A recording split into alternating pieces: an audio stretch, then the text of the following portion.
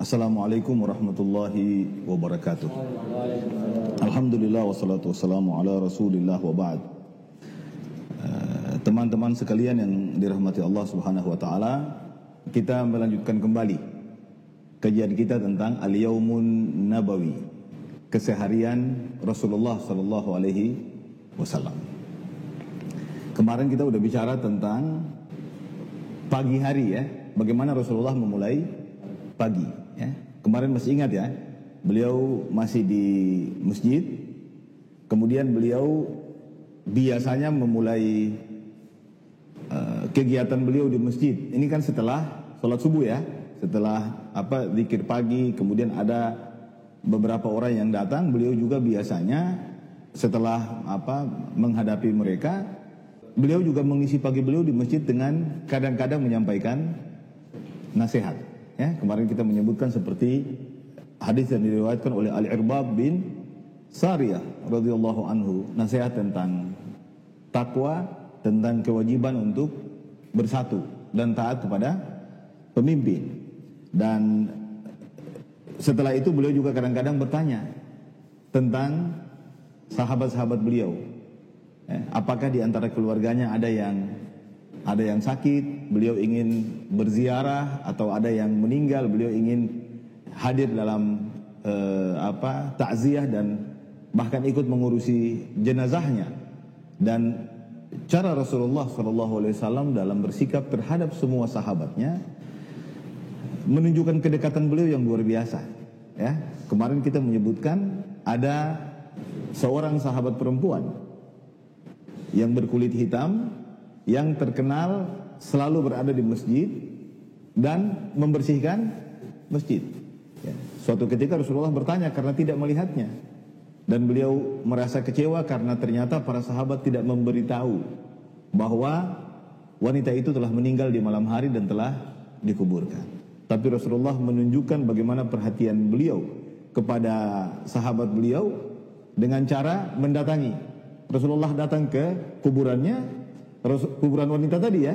Ini wanita hitam yang kurang lebih tidak terlalu memiliki urusan yang penting menurut sebagian sahabat, atau juga karena sahabat tidak ingin mengganggu Nabi karena perempuan ini meninggal di malam hari dan langsung dilakukan proses penyiapan jenazahnya sampai penguburan di malam hari. Tapi mendengar itu Rasulullah datang langsung dan ke kuburan wanita hitam itu setelah ditunjuki oleh sahabat yang lain, lalu Rasulullah mensolatkan dan mendoakan wanita itu di kuburannya. Atau juga terjadi seperti yang kita jelaskan kemarin, Rasulullah bisa bertanya kalau ada sahabat beliau yang tidak terlihat di masjid seperti Thabit bin Qais. Ya, Thabit bin Qais tidak ada, lalu Rasulullah bertanya, ternyata ada sahabat yang lain yang adalah tetangga dari Thabit bin Qais, yaitu Sa'ad ibnu Mu'ad. Saat datang ke rumahnya untuk mencari tahu informasi di mana Thabit, ternyata Thabit berada di dalam rumah saja, justru dia mengunci pintu dan tidak ingin sering datang menemui Nabi, hanya karena satu hal, karena ia mengingat firman Allah Subhanahu wa taala di surat Al-Hujurat, ya ayyuhalladzina amanu la tarfa'u aswatakum fawqa sautin nabi wala tajharu lahu bil qawli kajahri ba'dikum li ba'din an tahbata a'malukum wa antum la tash'urun. Dia merasa ayat itu memberikan penjelasan yang tegas bahwa cara berbicara dengan Rasulullah SAW itu tidak boleh disamakan dengan cara kita berbicara dengan sesama kita. Suara kita tidak boleh lebih tinggi dari suara beliau, dan cara bicara pun tidak boleh sama. Ya, keras suara kita sama seperti saat kita berbicara dengan teman-teman kita, karena Allah mengatakan antahbatu a'malukum wa antum la tash'urun. Bisa jadi amal kita dihapus oleh Allah tanpa kita sadari. Jadi Thabit bin Qais khawatir itu. Tapi setelah dipanggil oleh Rasulullah, lalu Rasulullah menjelaskan kepadanya bahwa Thabit tidak seperti itu, ya, bahwa lasta minhum, tapi engkau akan hidup dalam keadaan baik, meninggal dalam keadaan baik, dan engkau adalah penghuni surga, ya. Jadi teman-teman yang dirahmati Allah, begitu bagaimana Rasulullah dengan para sahabatnya, dekat sekali, ya. Beliau tidak memposisikan diri lebih dari mereka, tapi justru beliau selalu menunjukkan perhatian beliau yang luar biasa terhadap sahabat-sahabat beliau sallallahu alaihi wasallam. Kita juga memahami kemarin dari penjelasan dalam kitab Al-Yaumun Nabawi bahwa di saat-saat seperti itu juga Rasulullah sering bertanya kepada sahabat beliau yang hadir bersama beliau di masjid tentang misalnya, artinya obrolan yang terjadi antara Nabi dengan mereka adalah obrolan hari-hari. Misalnya Nabi bertanya, ada di antara mereka yang punya mimpi apa tidak? Lalu mereka akan menceritakan mimpi mereka, lalu Rasulullah mentakbirkan mimpi itu kepada mereka. Seperti yang terjadi pada siapa kemarin? Abdullah bin Salam, ya, salah seorang mantan pendeta Yahudi yang telah masuk Islam. Dan apa yang ia mimpikan dan apa yang dijelaskan oleh Rasulullah SAW benar-benar terjadi dalam kehidupan Abdullah bin Salam. Begitu juga dengan mimpi yang lain yang coba ditakbirkan oleh Abu Bakar, ya. Ada sahabat yang bermimpi, kemudian Abu Bakar minta izin dari Rasulullah untuk mentakbirkan mimpi itu. Rasulullah mengizinkan Abu Bakar, tapi setelah ditakbirkan, apa kata Nabi SAW setelah Abu Bakar bertanya, apakah ada yang salah dari takbirku? Kata Nabi, engkau benar sebagian dan salah sebagian. Atau juga dengan Rasulullah sendiri ketika beliau bermimpi dan menceritakan kepada para sahabat di waktu pagi bersama mereka di dalam masjid, sampai akhirnya saat matahari telah terbit, Rasulullah kemudian keluar masjid. Ini kita review kemarin, ya. Rasulullah keluar masjid sambil membacakan doa keluar masjid. Bismillahirrahmanirrahim, wassalatu wassalamu ala rasulillah, Allahumma gfirli dhunubi waftahli abwaba fadlik. Ya Allah, yang diminta dalam doa keluar dari masjid adalah fadl, karunia Allah, rizki Allah. Begitu kita masuk, yang kita minta adalah dibukakan pintu rahmat Allah Subhanahu wa taala. Begitu keluar dari masjid, yang kita minta adalah dibukakan karunia dan rizki. Lalu di akhir cerita kita kemarin, begitu keluar dari masjid, Rasulullah akan menuju ke kamar-kamar para istrinya Ummahatul Mukminin. Beliau mengucapkan salam kepada mereka dan menanyakan kabar mereka, ya. Beliau juga bertanya kalau ada makanan. Kadang-kadang beliau datang, beliau ngobrol dengan mereka, tapi obrolan beliau dengan mereka semua adalah obrolan yang singkat, karena beliau harus datang kepada semua istri beliau sallallahu alaihi wasallam, obrolan yang singkat. Kadang-kadang beliau datang, beliau dapati ada istrinya yang sedang sholat dan beliau tidak ganggu, ya. Sebentar beliau keluar lagi, tapi istrinya tetap masih di tempat sholatnya. Kadang beliau juga bertanya tentang apakah di rumah ada makanan. Kalau ada di salah satu rumah istrinya makanan, maka itu akan disuguhkan kepada beliau, dan biasanya hanya makanan ringan di pagi hari. Tapi kalau tidak ada, beliau langsung berkata, hari ini saya puasa, ya. Puasanya puasa sunnah. Baik, teman-teman yang dirahmati Allah Subhanahu wa taala, hari ini kita berpindah ke tema berikutnya, Al-Majlisun Nabawi. Kita masih berada di pagi, ya, suasana pagi, karena matahari baru terbit. Bahwa apa yang dilakukan Rasulullah SAW di pagi hari seperti itu juga adalah duduk bersama sahabat-sahabat beliau SAW kembali di masjid. Tadi kan beliau keluar ke rumah istri beliau akan kembali lagi ke masjid. Fa idza atamma sallallahu alaihi wasallam tawafahu ala nisaihi aada ila al masjid, fa idza dakhalahu shalla tahiyatal masjid inda sariyatan tusamma sariyatal muhajirin wa hiya mutawassitatun fi ar-rawdati syarifah wa kana yataharra as-salata indaha. Rasulullah SAW setelah kembali dari kamar istri-istri beliau kembali ke masjid. masuk sama kurang lebih yang beliau lakukan saat masuk masjid. Lalu beliau menuju satu tiang di masjid, namanya dikenal dengan nama tiang muhajirin, Sariyatul Muhajirin. Beliau selalu mencari posisi dekat tiang itu, kemudian dan itu berada di tengah-tengah Ar-Raudhatul Musyarrafah. Raudhah itu secara bahasa artinya taman. Tapi itu istilah yang digunakan untuk lokasi di antara rumah Nabi dan mimbar Nabi. Karena dalam hadis Rasulullah SAW menjelaskan, ma baina baiti wa mimbari raudhatun min riyadil jannah. Di antara rumah dan mimbarku ada taman di antara taman surga. Jadi karena Rasulullah menyebut lokasi itu sebagai taman di antara taman surga, sampai sekarang tempat itu kita kenal dengan nama Raudhah. Orang yang pergi haji atau umrah biasanya akan melihat karpet yang digelar di lokasi itu, warnanya dibedakan supaya kita jadi mengerti inilah kurang lebih apa yang dimaksudkan oleh Nabi.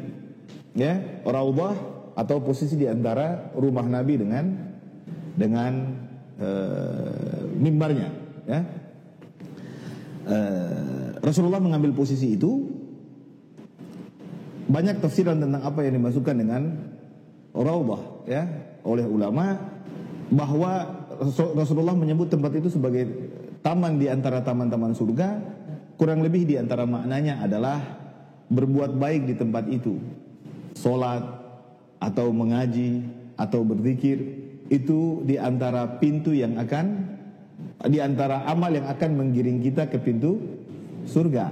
Ada juga ulama yang menafsirkan bahwa yang dimaksudkan adalah sama seperti yang difahami secara cepat oleh kebanyakan orang, bahwa lokasi itu sendiri akan dipindahkan oleh Allah Subhanahu wa taala ke surga nanti ya. Ada banyak tafsiran ulama tentang makna Raudhah itu. Intinya ini tempat yang dimuliakan, sehingga Rasulullah SAW selalu berusaha untuk berada di tempat itu. Dan Rasulullah kemudian sholat, dan setelah itu Rasulullah SAW thumma yajlisu fi raudhati syarifah mustanidan ila hujrati Aisyah radhiyallahu anha wa yajtami'u ilaihi ashabuhu wa kana hadha al-liqa ma'hudan bihaitsu man arada an-nabi sallallahu alaihi wasallam fi hadzal waqt fa innahu ya'ti ilaihi fil masjid wa qad yaqillu as-sahabah hawlahu aw yaksurun bihasabi faragihim wa dhurufi hayatihim fa in kanu qalilan tahallaqu hawlahu wa in kanu katsiran jalasu saffaini an yaminihi wa yasarihi hatta yasila ilaihi al-wafid wa yadnu minhu sa'il. Setelah salat Rasulullah SAW biasanya duduk bersandar ke rumah Aisyah ya. Rasulullah menyandarkan badannya ke dinding rumah Aisyah radhiyallahu anha. Kemudian beliau di tempat itu, dan sahabat Rasulullah SAW telah mengetahui kebiasaan beliau pada waktu yang sama di tempat yang sama, sehingga saat mereka ingin bertemu dengan beliau, mereka selalu datang dan mengetahui bahwa mereka harus menemui beliau di tempat yang sama, di jam yang kurang lebih sama. Kalau kadang-kadang mereka datang dalam jumlah sedikit, kadang-kadang mereka datang dalam jumlah yang banyak, tergantung kondisi mereka, kesibukan mereka dalam mencari nafkah atau kesibukan-kesibukan yang lain. Kalau mereka datang dalam jumlah yang sedikit, mereka duduk melingkar bersama Nabi SAW. Tapi kalau jumlahnya banyak, biasanya mereka membuat dua shaf, yang satu sebelah kanan, yang satu sebelah kiri.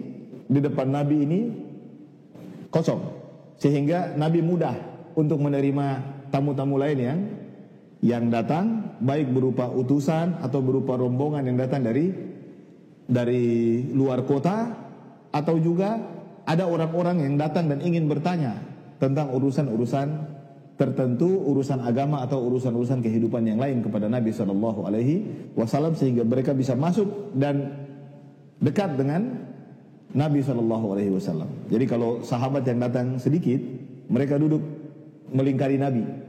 Tapi kalau agak banyak, maka mereka membuat dua saf. Kalau sedikit kan walaupun melingkar, orang yang datang tidak akan merasa jauh. Tapi kalau sudah banyak, mereka membuat 2 saf di hadapan Nabi, sebelah kanan, sebelah kiri, agar di hadapan Nabi itu ada ruang kosong buat siapapun yang ingin datang menyampaikan keperluan mereka.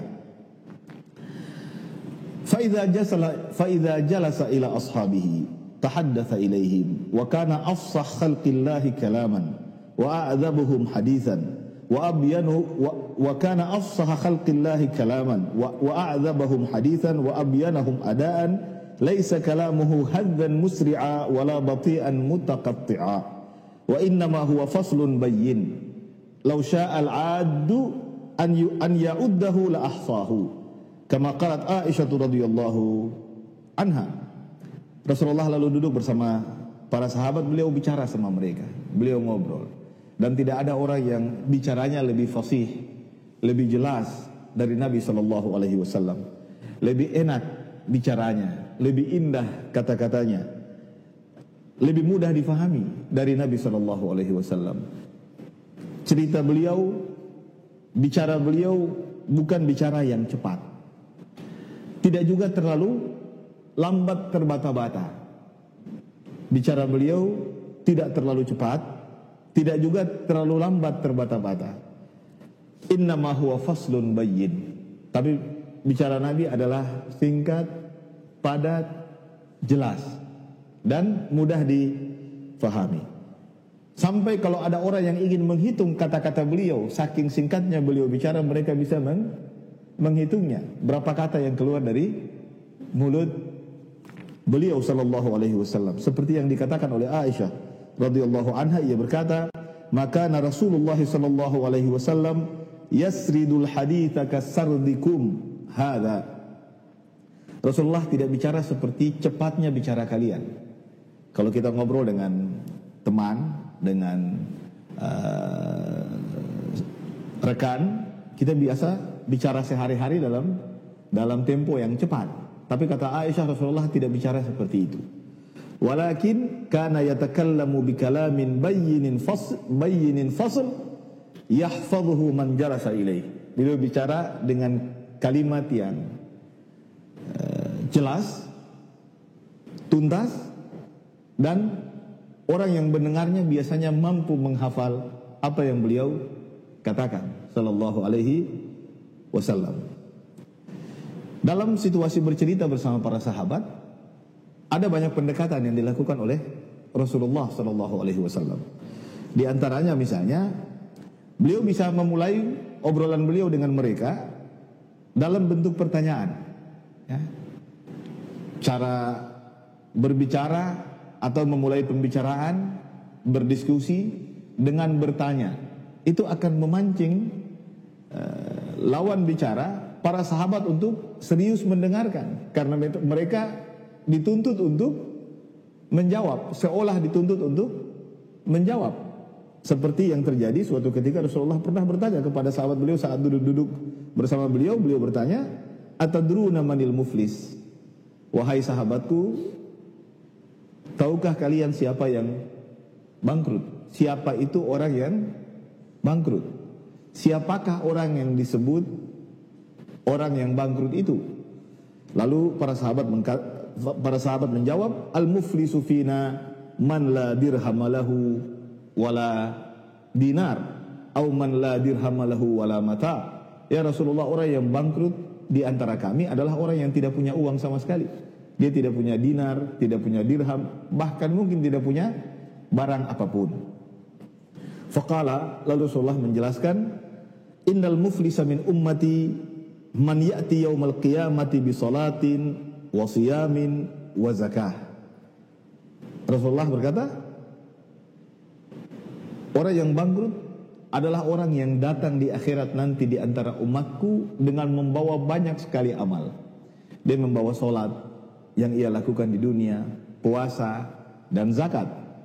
Wa ya'ti wa qad syatama hadza wa qadhafa hadza wa akala mala hadza wa safaka dama hadza wa daraba hadza. Tapi setelah dia datang dengan membawa sekian banyak amalan di hadapan Allah Subhanahu wa taala, ternyata ada juga amal buruk yang dia lakukan. Di dunia dia pernah mencaci fulan, Dia pernah menuduh fulan dengan tuduhan yang tidak benar. Dia pernah memakan harta fulan. Dia pernah membunuh fulan, dan dia pernah memukul fulan. Artinya di dunia dia juga melakukan, di samping amal baik yang banyak yang sudah dia bawa di hadapan Allah Subhanahu wa taala di hari kiamat nanti, ternyata ada juga ikutannya. Ada dosa-dosa lain yang juga dia lakukan yang berkaitan dengan hak sesama manusia. Dia memaki, mencaci maki seseorang dalam hidupnya, tetangganya kah, temannya kah, ya, keluarganya kah. Dia menuduh orang lain dengan tuduhan-tuduhan yang tidak benar, ya, dengan berbagai macam tuduhan, ya. Ada satu tuduhan yang dalam Islam sangat dilarang, yaitu qadful muhsanatil mu'minat, menuduh sesama muslim yang baik-baik, orang baik berzina. Itu tuduhan yang keji, dan dalam hadis Rasulullah SAW memasukkan menuduh orang lain berzina tanpa bukti itu sebagai 7 dosa yang akan menghancurkan. Satu di antara as-sab'ul mubiqat, yaitu qadful muhsanat al-mu'minat, menuduh perempuan baik-baik berzina. Sama juga dosa itu berlaku kalau tuduhan kita kepada laki-laki, ya. Orang yang bangkrut yang disebutkan Nabi ini, dia juga melakukan hal yang sama, menuduh orang lain dengan tuduhan buruk yang tidak benar. Atau dia memakan harta, mengambil harta orang lain dengan cara yang tidak benar. Atau dia membunuh orang lain. Atau dia menganiaya, memukul atau menganiaya orang lain. Apa yang terjadi? Kata Nabi SAW, fayu'ta hadza min hasanatihi wa hadza min hasanatihi. Maka orang-orang yang pernah dianiaya atau dilanggar haknya oleh orang itu dalam bentuk apapun, cacian, tuduhan, harta yang diambil dengan cara yang tidak benar, atau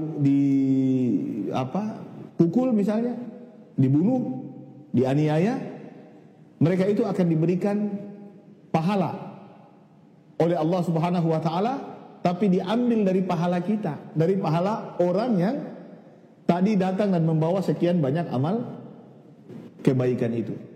Diambil dari pahalanya, dibagikan kepada mereka sesuai dengan kadar tindakan aniaya yang dilakukan oleh orang yang bangkrut itu, oleh orang yang datang membawa amal yang banyak itu. Fa in faniyat hasanatuhu qabla an yuqba ma alaihi ukhidha min khatayahum faturihat alaihi thumma turiha finnar. Kalau amal kebaikannya, pahalanya sudah habis. Tadi amal kebaikan yang banyak kan? Amal kebaikan atau pahala puasa, sholat, zakat dan lain-lain. Setelah dibagi-bagi dan ternyata ada hak orang yang belum dibayar, ya, ada hak orang yang belum selesai, belum tuntas dibayarkan, sementara amal kebaikannya sudah habis, maka Allah Subhanahu wa taala akan mengambil dari dosa orang yang dianiaya itu, lalu ditumpukan kepada dosa orang yang tadi datang membawa amal kebaikan yang banyak itu, sehingga yang sebelumnya banyak amal kebaikannya, timbangannya terbalik. Ya, kalau sebelumnya kurang lebih dia datang membawa banyak amal kebaikan, sholat, puasa, zakat, kurang lebih amal kebaikannya banyak, sementara timbangan dosanya belum terlalu banyak, sedikit. Jadi kira-kira begini, lebih berat amal baiknya daripada amal buruknya. Lalu setelah semua terjadi seperti yang kita jelaskan tadi, pahalanya dibagi-bagi, semakin diambil pahala semakin ringan, ya, dan timbangannya jadi semakin sejajar. Sampai terbalik, saat sudah habis amal kebaikannya, masih ada yang belum terbayar, dosa orang itu diambil dan ditaruh di neraca dosa kita. Jadilah neraca dosa yang sebelumnya kalah berat dari neraca kebaikan, terbalik. Neraca dosa kita jadi lebih berat dari neraca kebaikan kita, dan akhirnya kata Rasulullah SAW, "Tsumma turiha finnar." lalu orang itu dilemparkan ke dalam api neraka.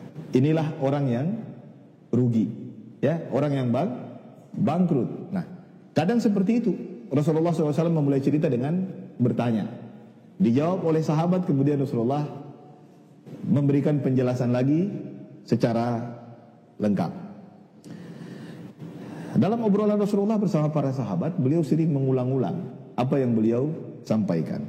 Wa kana yukarriru ba'da kalamihi thalathan. Beliau kadang-kadang menyampaikan atau mengulang-ulangi bicara beliau, kata-kata beliau, hadis beliau sampai 3 kali. Liyuqala anhu aw liyubayyina ahammiyatahu wa rubbama zada mubalagatan fil ihtimam ka qawlihi wa huwa yadhkurul kaba'ir. Jadi itu dimaksudkan agar para sahabat memahami betul apa yang beliau sampaikan, apa yang beliau ucapkan, ya, atau juga berupa penekanan bahwa apa yang beliau ulang-ulangi itu adalah hal yang penting untuk diperhatikan, untuk diingat. Seperti saat beliau menjelaskan tentang dosa-dosa besar, beliau menyebutkan dalam suatu kesempatan, ala wa qaulaz zur, ala wa syahadataz zur. Saat beliau menyebutkan dosa-dosa besar, beliau mengulang-ulangi pada 2 dosa yang saya sebutkan tadi atau saya bacakan tadi, yaitu ala wa qaulaz zur, ala wa syahadataz zur. Yang beliau ulang-ulangi adalah hati-hati terhadap qaulaz zur, perkataan dusta, bohong, dan hati-hati terhadap kesaksian dusta atau kesaksian bohong. Itu beliau ulang-ulangi sampai para sahabat berkata laitahu sakat. Sahabat karena terlalu sering beliau mengulang-ulang sampai sahabat berkata dalam hati, ya cukuplah. Sahabat sudah ketakutan juga karena beliau terlalu banyak mengulang-ulang peringatan beliau atau catatan beliau terhadap bahaya berkata dusta atau bersaksi palsu.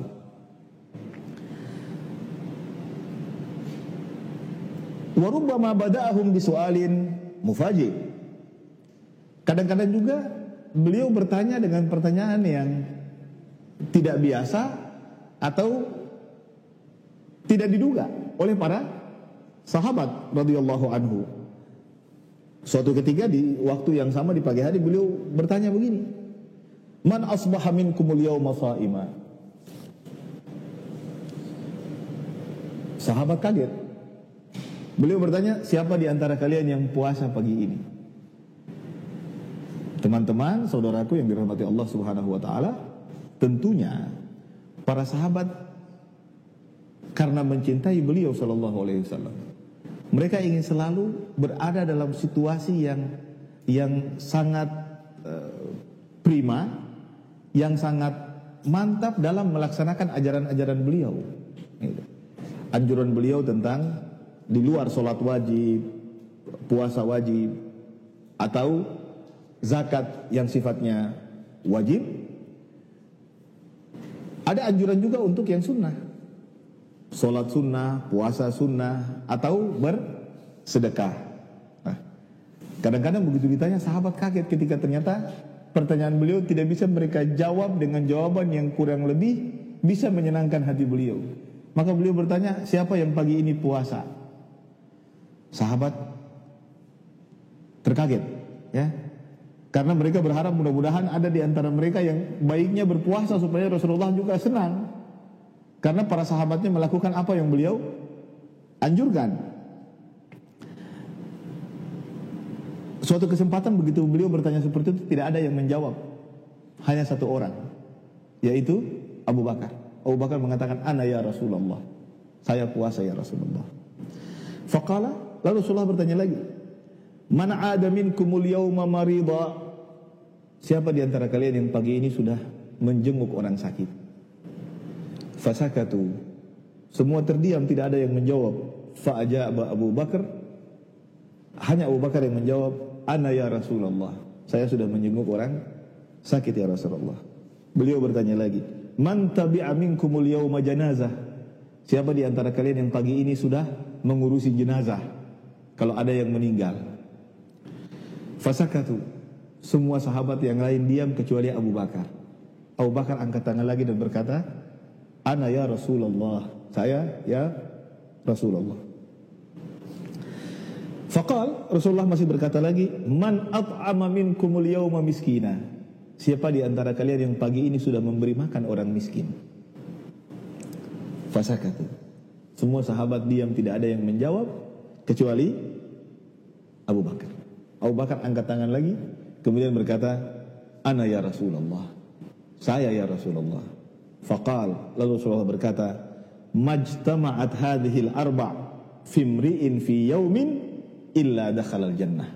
Kata Nabi SAW, siapa yang pagi hari melakukan 4 perkara ini secara bersamaan, lengkap dalam satu hari, illa dakhalal jannah, kecuali ia pasti masuk surga. Dan hadis ini memberikan penjelasan juga kepada kita bahwa Abu Bakar radhiyallahu anhu adalah manusia hebat. Adalah manusia hebat. Kita tidak perlu kaget ya kalau mendengar cerita Abu Bakar sebagai sahabat beliau yang paling beliau cintai, yang imannya tidak bisa ditimbang dengan iman seluruh umat. Iman Abu Bakar masih lebih tinggi dari iman kita semua. Dan cerita ini mewakili itu ya. Nah, teman-teman dan saudaraku yang dirahmati Allah, kenapa saya memilih membaca buku ini? Karena kalau kita sekedar bercerita biasa, saya bisa menyampaikan ceramah seperti biasanya tentang bagaimana keutamaan para sahabat dan kemuliaan mereka. Tapi kalau itu saya sampaikan dalam bentuk ceramah, bisa jadi tidak semua hal bisa saya sebutkan ya. Tapi yang teringat, terlintas saya sampaikan. Tapi dengan membaca buku ini, kita jadi mengetahui lebih banyak situasi-situasi Rasulullah bersama para sahabat yang kadang luput dari ingatan kita, dari obrolan kita, atau dari ceramah-ceramah yang disampaikan. Jadi 4 hal ya. Apa itu? Puasa. Yang kedua, puasa sunnah yang dimaksudkan ini ya. Yang kedua, mengurusi jenazah. Yang ketiga,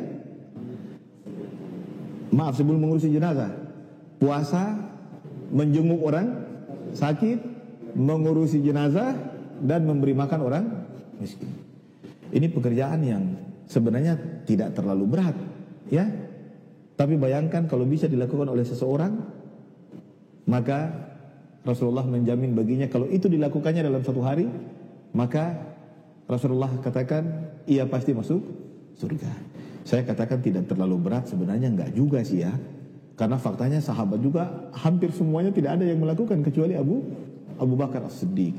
Tapi keutamaannya tetap berlaku kepada siapapun di antara kita, umat Nabi Muhammad SAW yang mau melakukannya. Kadang-kadang juga bagaimana cara Rasulullah SAW berinteraksi dengan sahabat dalam majelis beliau. Wa rubbama ista'ana birrasmi tawdihi. Kadang-kadang beliau menggunakan cara menggambar. Saya akan contohkan ya. Kata Syekh At-Tariri, Dr. At-Tariri, penulis buku Al-Yawm An-Nabawi ini, suatu ketika khatta 'alal ardi khattan murabba'a. Rasulullah membuat gambar kurang lebih begini ya. Saya contohkan. Rasulullah membuat gambar persegi 4.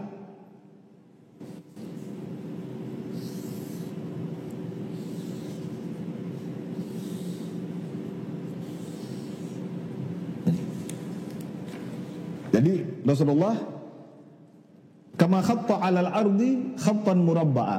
Beliau menggambar seperti ini. Wa khatta khattan fil wasati kharijan minhu. Kemudian beliau membuat satu garis lagi di tengah.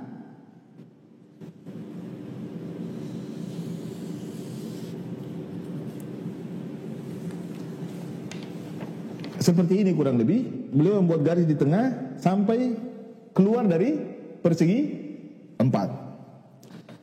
Wa khatta khutatan sigharan ila hadha alladhi fil wasat min janibihi alladhi fil wasat. Nah, lalu beliau juga membuat beberapa garis kecil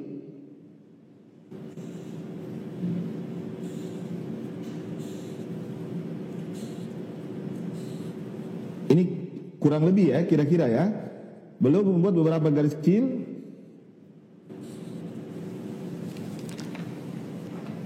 di samping garis lurus di tengah persegi 4 itu, ya. Lalu beliau jelaskan apa maksud dari gambar beliau ini.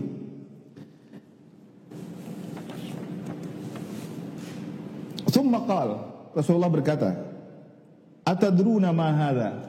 Wahai sahabatku, tahukah kalian ini apa? Okay. Qalu, semua sahabat yang hadir bersama beliau menjawab, "Allahu wa rasuluhu a'lam." Allah dan Rasulnya lebih tahu. Qal, Rasulullah menjelaskan, "Hadzal insan al-khattul awsat." Hadzal insan al-khattul awsat. Al-khattul awsat. Jadi ini perumpamaan manusia. Ini garis yang di tengah. Garis panjang ini perumpamaan manusia.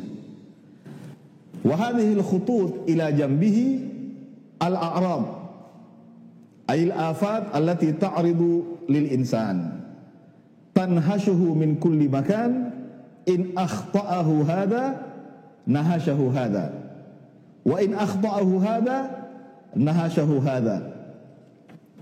Dan ini adalah aral, tantangan, persoalan, masalah yang akan dihadapinya dalam kehidupan. Kadang yang ini bisa mengenainya, kadang juga meleset. Kadang yang ini meleset darinya, tapi yang lain bisa mengenainya, ya. Cerita tentang kehidupan. Jadi dalam hidup begitulah yang akan dihadapi oleh manusia. Tidak mungkin seseorang hidup dalam garis panjang tanpa ada persoalan dalam hidupnya, ya. Persoalan yang bermacam-macam, ya. Bisa berupa masalah, bisa juga berupa persoalan yang menimpa fisiknya seperti sakit dan lain-lain, ya.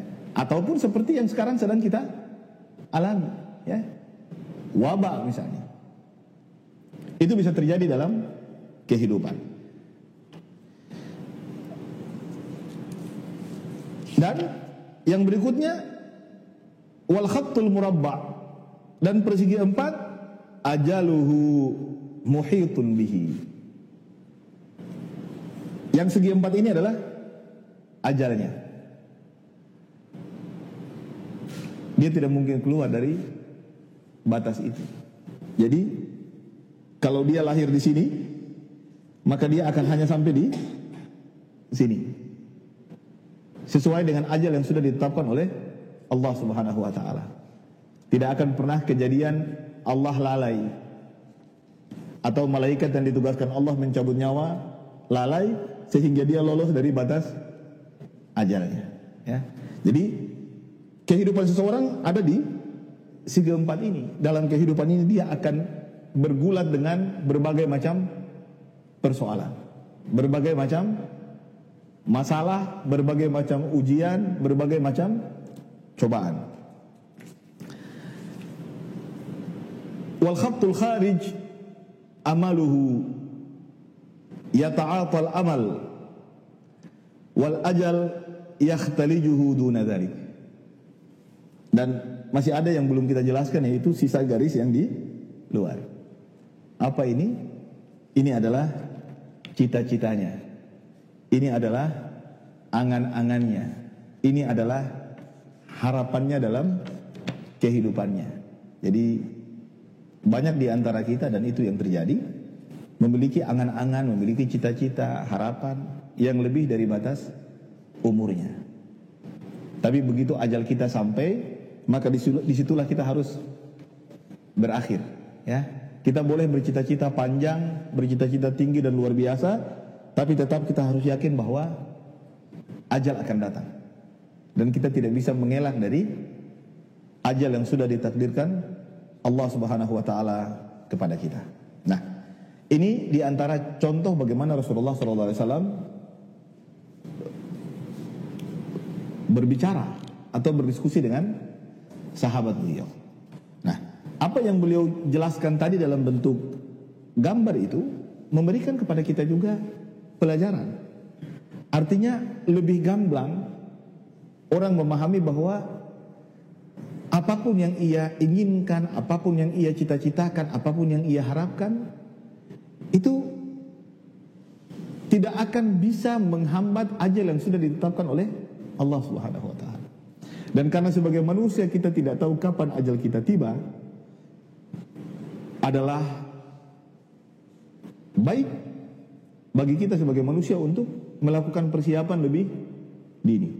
Selalu berusaha berada dalam konteks kebaikan.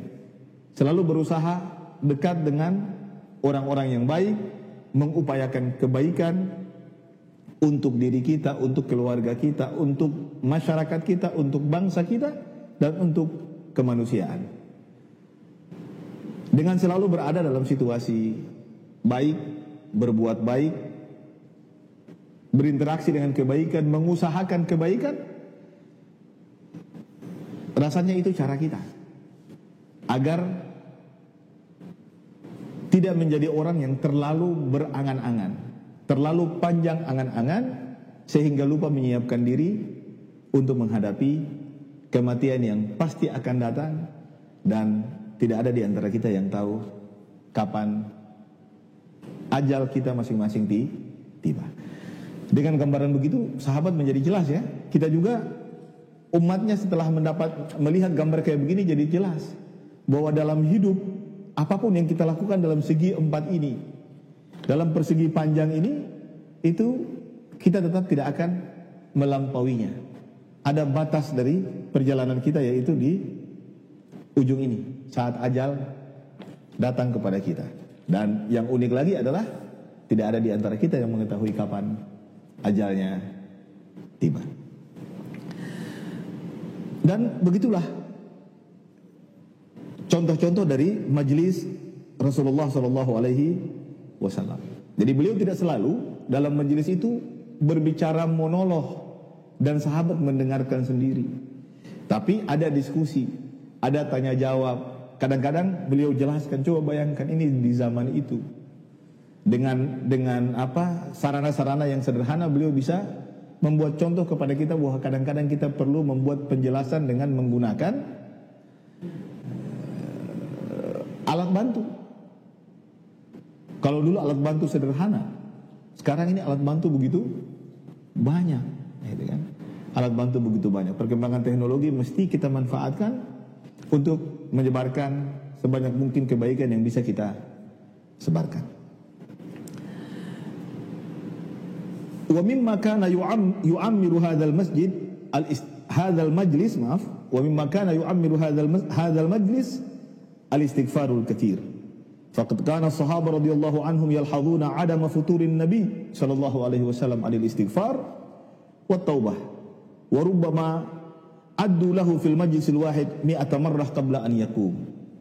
Jadi satu hal juga yang selalu ada di majelis beliau sallallahu alaihi wasallam adalah istighfar yang terus-menerus. Jadi beliau selalu beristighfar, mengucapkan astaghfirullahalazim, mengucapkan rabbighfirli wa tub alayya innaka antat tawwabur rahim.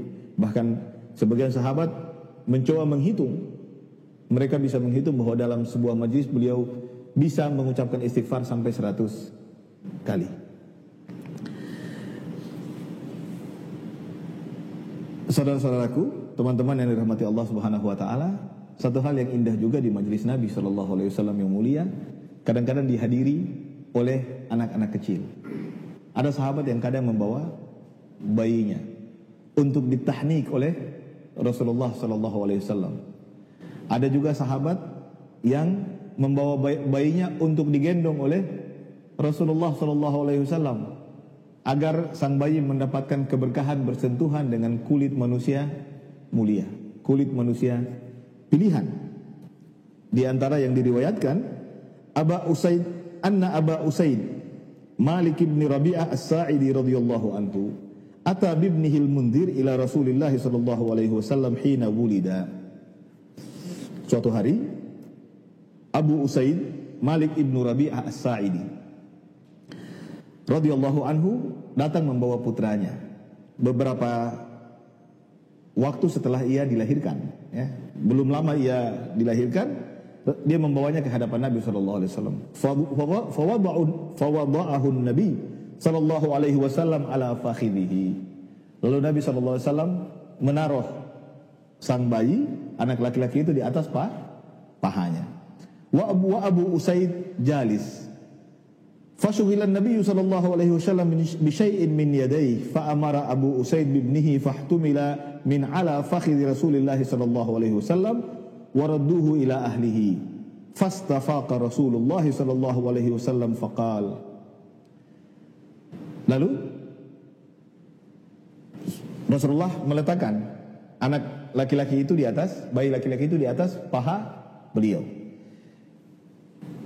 Abu Usaid duduk bersama Rasulullah, ayahnya tadi, ayah si bayi. Lalu Rasulullah disibukkan dengan beberapa urusan sampai Abu Usaid kemudian khawatir terhadap posisi anaknya. Lalu Abu Usaid mengambil kembali anaknya dan dikembalikan kepada ibunya, ibu sang anak. Lalu Rasulullah SAW baru sadar bahwa sang bayi sudah diambil. Rasulullah bertanya, "Aina as-sabi?" Mana si kecil tadi? Mana si bayi tadi? Faqala Abu Usaid, "Aqlabnahu ya Rasulullah." Sudah kami ambil ya Rasulullah, sudah kami pulangkan. Lalu Rasulullah bertanya, "Faqala masmuhu?" Siapa nama si bayi tadi? Qala fulanun ya Rasulullah. Abu Usaid menyebut sebuah nama di hadapan Rasulullah. Lalu Rasulullah mengatakan, "La, jangan. Walakin asmihil Mundhir." Jangan pakai nama itu, tapi beri dia nama Al-Mundhir. Fasammahu yawma idzin Al-Mundhir. Lalu sang bayi sejak saat itu diberi nama Al-Mundhir oleh orang tuanya mengikuti arahan baginda Rasulullah sallallahu alaihi wasallam.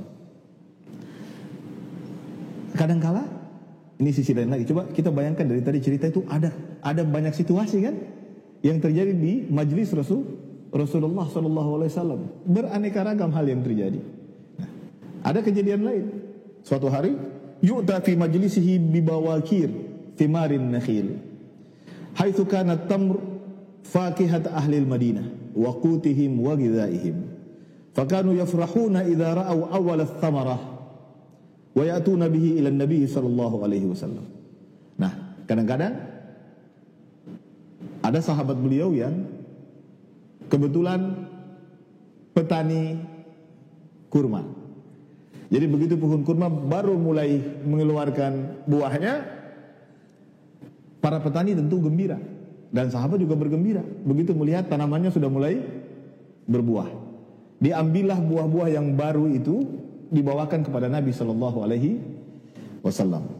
Lalu saat Nabi mengambil buah-buahan itu, Nabi lalu mendoakan para sahabat yang membawakan buah-buahan itu kepada beliau, membawakan kurma muda itu kepada beliau.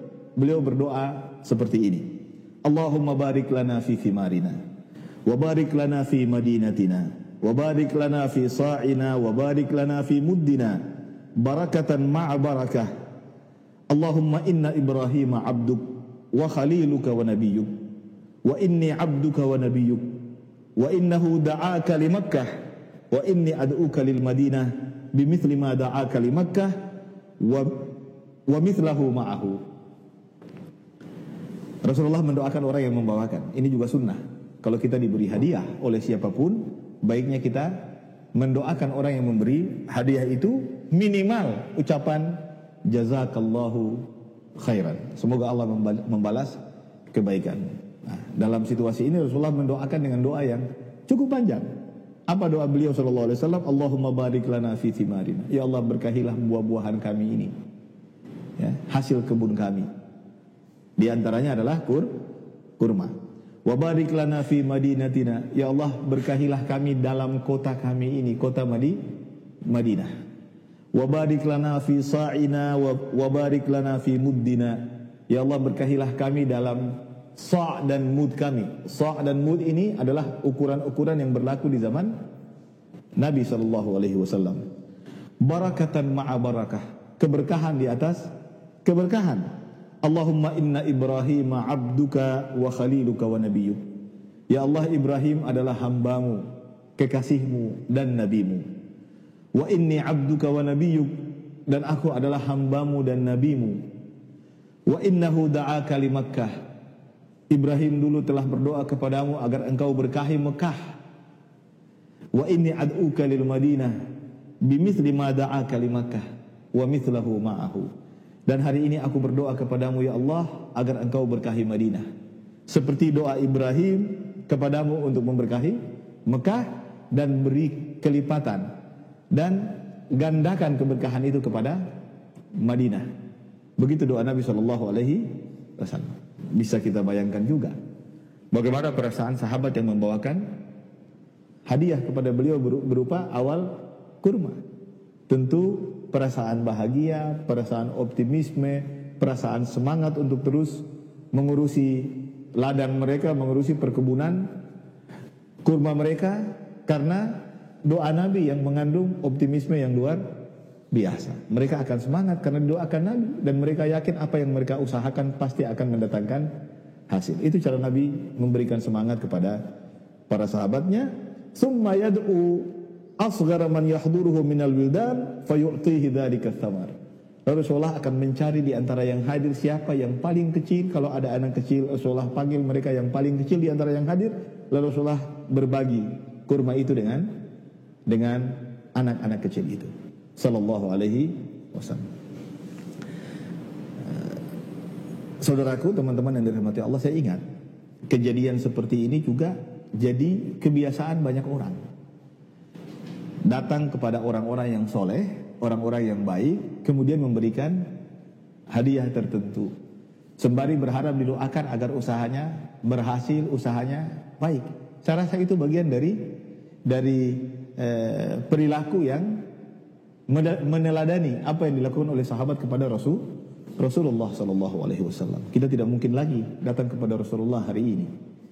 Kita hanya bisa datang kepada orang-orang soleh, para ulama, orang-orang berilmu yang merupakan warathatul anbiya, pewaris para nabi. Saya ingat guru saya, almarhum, al-maghfur lahu, Ustaz Abdul Aziz Arbi.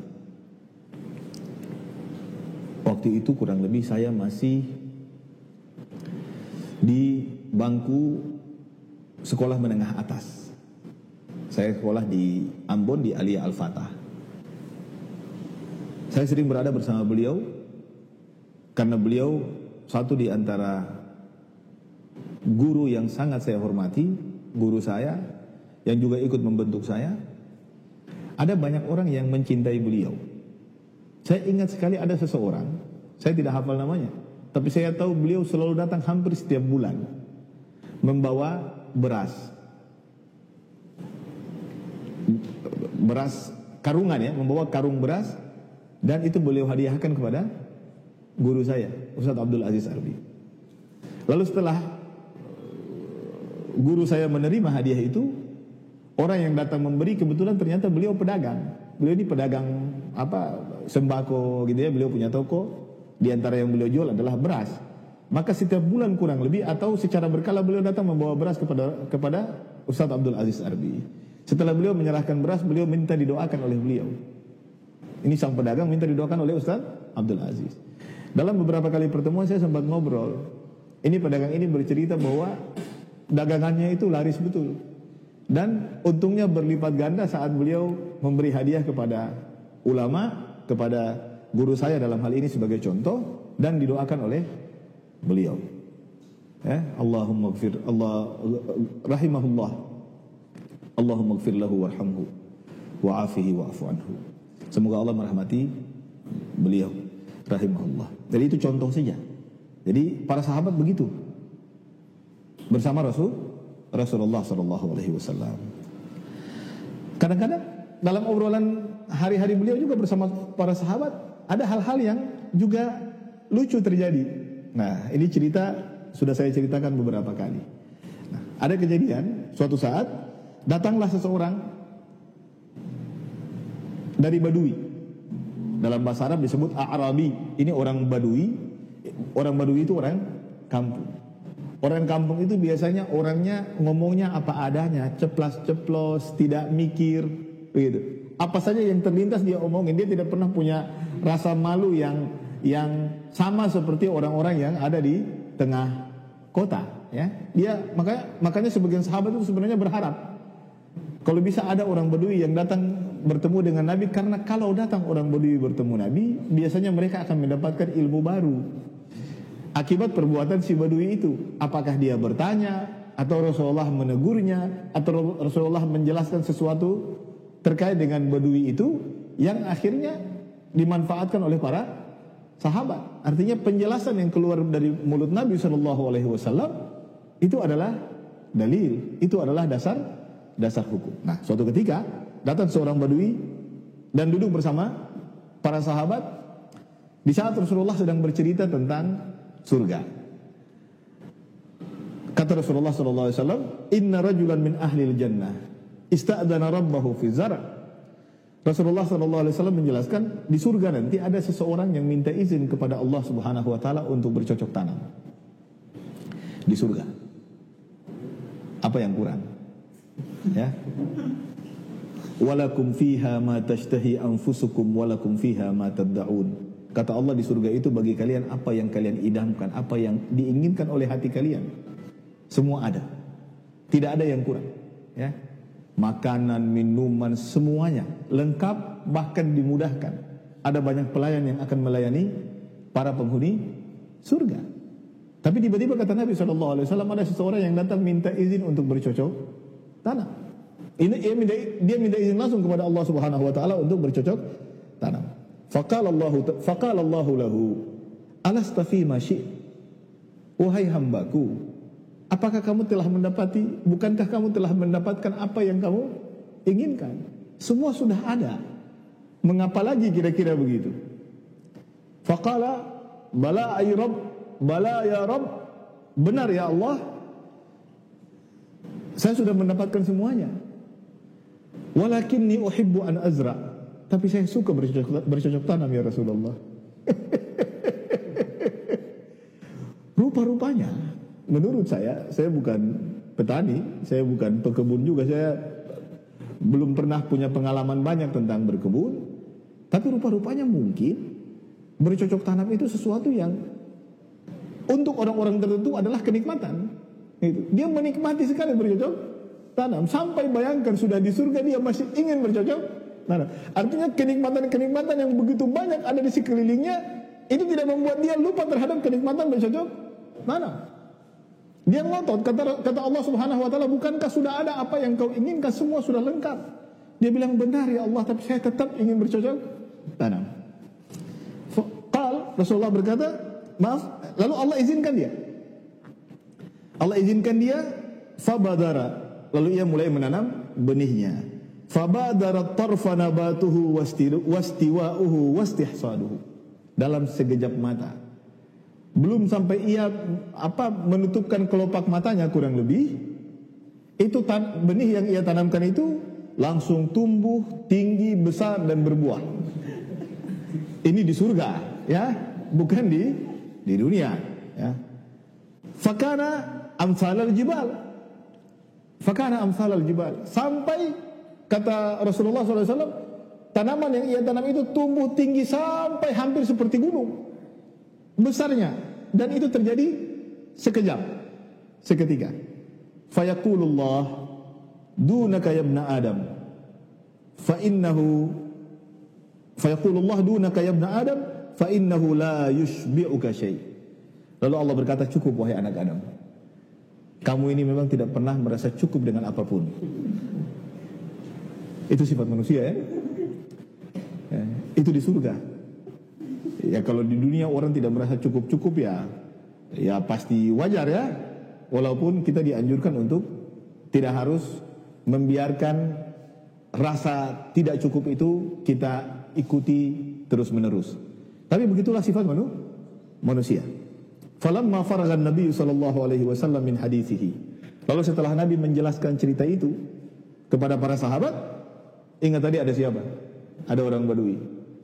Qala al-Arabi, orang Badui itu lalu berkata, "Ya Rasulullah, wallahi la tajiduhu illa Qurasyian aw ansariyan, fa innahum ashabu zar' wa amma nahnu falasna bi ashabi zar'."